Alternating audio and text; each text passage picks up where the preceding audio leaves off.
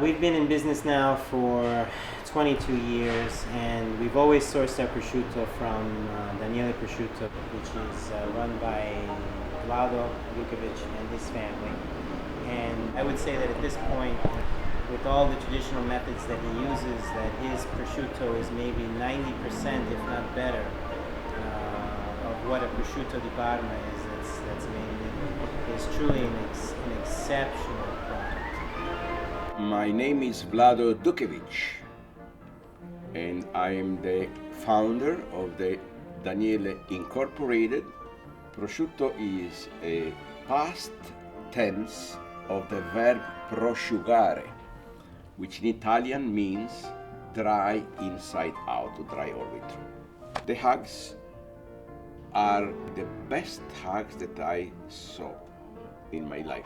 Why is this? First of all, they're using a good mixing, which is a Yorkshire breed, Hampshire, and Duroc.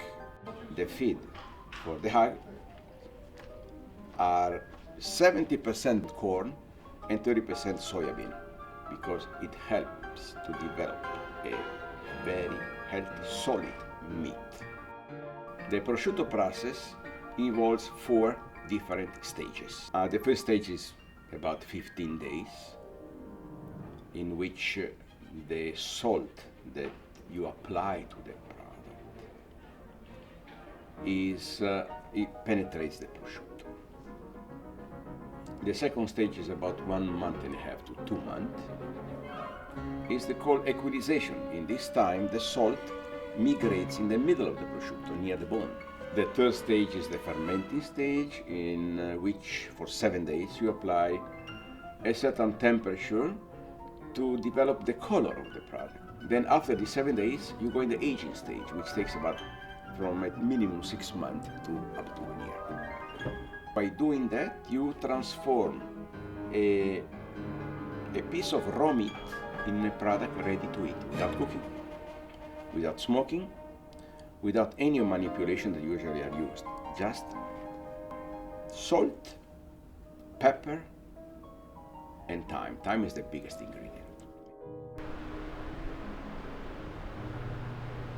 We prefer to actually purchase the prosciutto with the bone in, and we debone it ourselves.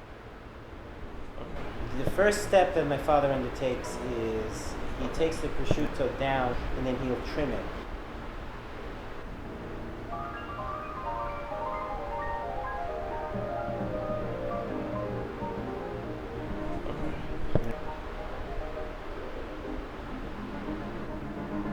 Once it's trimmed, he takes a short knife, and then at the base of the shank, which is the lower, thinner part of the prosciutto, he will cut around to the bone. So he makes the first circular incision, and then he makes an incision lengthwise along the prosciutto itself, and then with a curved knife, which is specifically for prosciutto, he will follow the length of the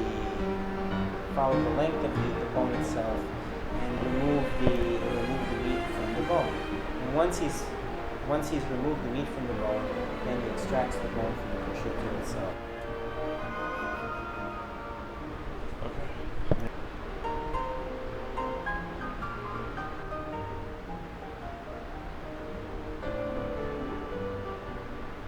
The next phase would be to actually sew the prosciutto back together.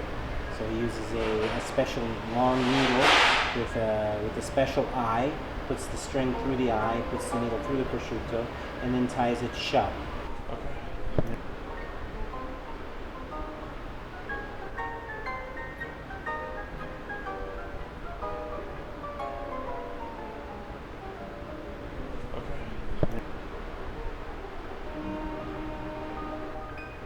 And once he's tied it shut as tightly as possible by hand, and then he has a special handmade prosciutto press, which is basically 4 screws, 2 pieces of wood, puts the prosciutto in there, and he tightens the screws in order to compress the prosciutto and then reseal it to the point that when we get it about 2 to 3 days later, after it's been in our refrigerator, then we can place it on our slicing machine and cut it and provide the customer with a single slice.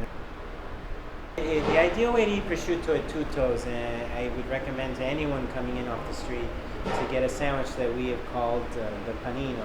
What you're getting there is you're getting this prosciutto which we debone ourselves, which has its own distinct flavor. We add fresh mozzarella, which we make here, fresh every single day by hand. We also use fresh tomatoes that we get delivered to us almost every single day. Fresh basil, a little bit of the olive oil that we import from Italy ourselves, some fresh oregano, and then of course one of the most important components, and I'm standing in front of the oven here, is the bread that we produce daily. So what you're getting there in that sandwich is you're getting a combination of some of the best artisan products that we provide here at the store that we make every day, and you're getting the distinct flavor of who and what we are as an old style artisan sommelier.